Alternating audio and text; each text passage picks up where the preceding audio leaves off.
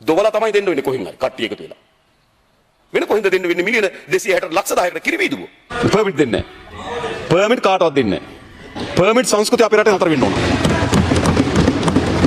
රටේ මහා පරිමාණ නාස්තියෙන් පිරිච්ච රාජ්‍යයක් හැදුවා.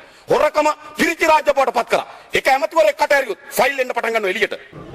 එකගයිනේ. ප්‍රාදේශීය ලේකම්තුමාගේ වාහන ගිල බලන්න. දිසාපතිතුමාගේ වාහන ගිල බලන්න. ජනාධිපතිවරයාගේ ගමන් වියදම් වෙනුවෙන් විතරක් දේශීය මිලියන 22යි. විදේශීය මිලියන 800යි. ඉන්ධන වියදම මිලියන 410යි. ප්‍රවාහන වියදම මිලියන 570යි. ආසන්න වශයෙන් ගත්තොත් ගමන් වියදම් විතරක් වාහන නඩත්තු මිලියන 317යි. ජනාධිපතිවරයා. ගමන් වියදම දේශීය මිලියන 22යි, විදේශීය 800යි, ඉන්ධන වියදම මිලියන 410යි, වාහන නඩත්තු මිලියන 317යි, ප්‍රවාහනයේ මිලියන 570යි. ආසන්න වශයෙන් ගත්තොත් මිලියන 2500ක් යනවා ජනාධිපතිවරයාගේ ගමන් වියදම් වල. මේ රටේ එහෙම දරන්න ඕන රටක්ද? මිලියන 2500ක් ගමන් වියදම් වෙනුවෙන් දැන් කල්පනා කරලා බලන්න. මිලියන 2500ක් ගමන් වියදම් වෙනුවෙන්. ඌව සංවර්ධන වෙනුවෙන් මිලියන 2080යි. විදුලි බල හා බල ශක්තිය අමාත්‍යාංශයට මිලියන 247යි. හැබැයි ජනාධිපතිවරයාගේ ගමන් වියදම් වෙනුවෙන් වෙන් කරන මිලියන 2500ක් ආසන්න වශයෙන් ගත්තොත්. අවුරුදු දෙකක් පහක් අතර දරුවන්ට කිරි වීදුරුවක් ලබා දෙන්න දීලා තියෙන මිලියන 260යි. දෙකක් පහක් අතර අවුරුදු 4ක දරුවන්ට. සාමාන්‍ය එක වසරක දරුවෝ ලක්ෂ 3මාරක් ඉන්නවා. අවුරුදු 4 බැලුවොත් ලක්ෂ 14යි. ඔක්කොම දරුවන්ට දෙන්නේ නැහැ කියලා හිතමු. පෝෂණය හොයාගන්න පුළුවන් දරුවෝ ලක්ෂ 4ක් ඉන්නවා කියලා හිතමු. තව ලක්ෂ 10ක් දරුවන්ට.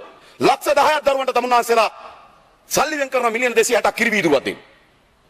දොවලා තමයි දෙන්න වෙන්නේ කොහෙන් හරි කට්ටිය එකතු වෙලා. වෙන කොහෙන්ද දෙන්න වෙන්නේ මිලියන 260 ලක්ෂ 10කට කිරි වීදුරුව. ලක්ෂ 14ක් දරුවෝ ඉන්නවා. ලක්ෂ 10කට දෙනවා නම් ලක්ෂ 10කට දෙන්න වෙන් කරන්නේ මිලියන 260යි. දරුවන්ගේ කිරි වීදුරුවට මිලියන 260ක් වෙන් කරනකොට රටේ නායකයාගේ ගමන් වියදමට මිලියන 2500ක් වෙන් කරනවා. අත උස්සනවද මේකට? විනාශකාර වියදම් වලට. රටේ මහා පරිමාණ නාස්තියෙන් පිරිච්ච රාජ්‍යයක් හැදුවා. හොරකම පිරිච්ච රාජ්‍ය බවට පත් කරා. එක ඇමතිවරයෙක් කට ඇරියොත් ෆයිල් එන්න පටන් ගන්නවා එළියට. වංචා දූෂණ විමර්ශන කොමිසම සභාවේ ෆයිල් 28ක් පිරලා තිබෙනවා.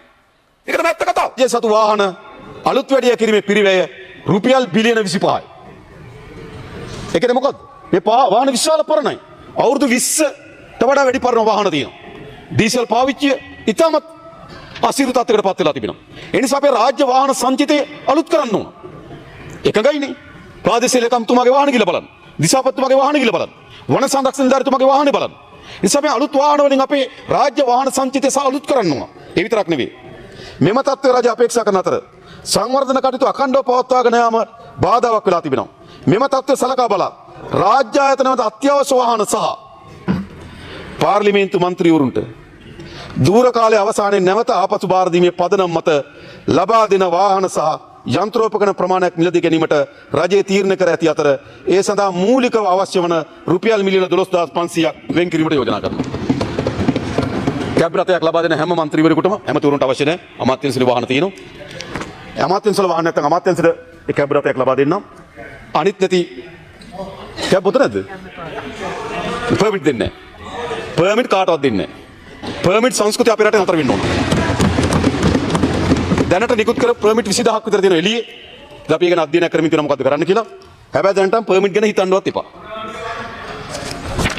දැනට ටෙන්ඩර් එක ඇඳවලා තියෙනවා. ටෙන්ඩර් ඕපන් කරලා තියෙනවා. ටෙන්ඩර් ඕපන් කිරීම අනුව හොඳ කැබ් රථයක් උඩට ඇවිල්ලා තියෙනවා. හරි. ආපහු දෙන්න ඕන. මන්ත්‍රී ධූරය ඊළඟ සැරේ තරඟ වැදලා උන්ට ආය හම්බ වෙනවා. හරිද?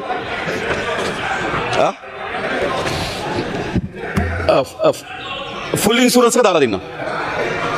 ඇතිනේ? ඉන්ෂුරන්ස් එක දාලා දෙන්න. තෙලුත් ඉල්ල තෙල් දෙනවා පාර්ලිමේන්තු මන්ත්‍රීව තෙල් දීමනාව තියෙනවා. නේද? ගන්නකො ඉස්සරලා. කාට පිස්සු කියලා තේරෙනවා. මතක තබා ගන්න. කාට පිස්සු කියලා. මෙරට මොන පිස්සුවක්ද මේ ඇවිල්ලා තිබෙන්නේ? සාමාන්‍ය ජනතාවට බෙහෙතක් ගන්න නැහැ ස්පිරිතාලෙට ගිහපුවම. මුත්‍රා පරීක්ෂණය කරන්නේ නැහැ, ලේ පරීක්ෂණය කරන්නේ නැහැ, බෙහෙතක් නැහැ. අහිංසක අම්මලා තාත්තලා. දොස්තර මහත්තයලා ඉන්නවා දින 10ට බෙහෙත් තුණ්ඩුව. ෆාමසිය ගාවට වෙලා ඉන්නවා. ෆාමසිය ගාවට වෙලා දවස් දෙකකට බෙහෙත් කියනවා. වකුගඩු වලින් අනුරාධපුරේ 5,85,000 ජනගහන ඉන්නවා. මහින්දාප කුසකර මහත්මයා කිව්වා 115කට වකුගඩු රෝගය කියලා. ඒ කියන්නේ 90,000කට වකුගඩු රෝගේ. පරීක්ෂණ කරන්නේ නැහැ. ලේ ටික සුද්ධ කරගන්න විදිහක් නැහැ. අවුරුදු 49 එහා මිනිස්සු ලේ පරීක්ෂා කරන්නේ නැහැ. ඇයි ආණ්ඩුවේ ස්පිරිතාලේ ඒගොල්ලන්ගේ මරණ වයස තීරණය කළා තියෙන්නේ. අවුරුදු 49ට වඩා වැඩි වෙනවා.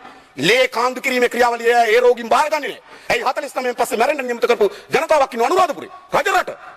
ඒවට මුදල් වෙන් කරන්නේ නැතුව ජනතාවගේ සෞඛ්‍ය අධ්‍යාපන ක්‍රීඩාව ඔවුන්ගේ ශාරීරික යෝග්‍යතාවය ඔවුන්ගේ සෞඛ්‍ය ඔවුන්ගේ අධ්‍යාපනය දියුණු කරලා දියුණු මානව සම්පත කඩන්න නැතුව කුඩා කල්ලියක් මේ රටේ මහජනක දේපල කෝටි ප්‍රකෝටි ගණන් නාස්ති කරමින් කෝටි ප්‍රකෝටි ගණන් වියදම් කරමින් හැසිරෙන එකට අපි විරුද්ධ වෙන්න ඕනේ නැද්ද? ශ්‍රී ලංකාව හෘද ආශ්‍රිත රෝග සැලකිලි මට්ටම පවතින අතර සමස්ත මරණ වලින් 40%කට ආසන්න ප්‍රමාණයක් මේට හේතු වෙනවා. එමෙන්න මේ අඛණ්ඩ වර්ධනයෙන් පවතිනවා. කොළඹ ජාතික රෝගවල හෘද රෝග ඒකකයේ ශ්‍රී ලංකාවේ විශාලතම සහ වඩාත්ම දියුණු හෘද රෝග සත්කාර මධ්‍යස්ථාන ලෙස ක්‍රියාත්මක වුවත් සීමිත ඉඩකඩ සහ සීමිත පාසුකම් හේතුවෙන් වැඩිවන රෝගීන් සංඛ්‍යාවට පාසුකම් සැලසීමට අපොහොසත් වී තිබෙනවා. මේ හේතුවෙන් දීර්ඝ කාලයක් පොරොත්තු ලේඛනවල සිටීම හෝ විශාල මුදලක් වැය කර පෞද්ගලික අංශයේ සේවා ලබා ගැනීම සිදු වී තිබෙනවා. මෙම ගැටලුවට පිළියමක් ලෙස රුපියල් මිලියන 12000ක පිරිවැයක් දරමින් වැඩි ඉඩ පාසුකම් සහ නවීන උපාංගයන්ගෙන් සමන්විත මහල් 16කින් යුතු ජාතික හෘද ඒකකයේ පිහිටුවීමට අවශ්‍ය මූලික වැඩකටයුතු ආරම්භ කිරීම සඳහා රුපියල් මිලියන 200ක් වෙන් කරනවා. feasibility report එක හදන්න, වාර්තා හදවන්න, කොන්ත්‍රාත්යකට සූදානම් වෙන්න.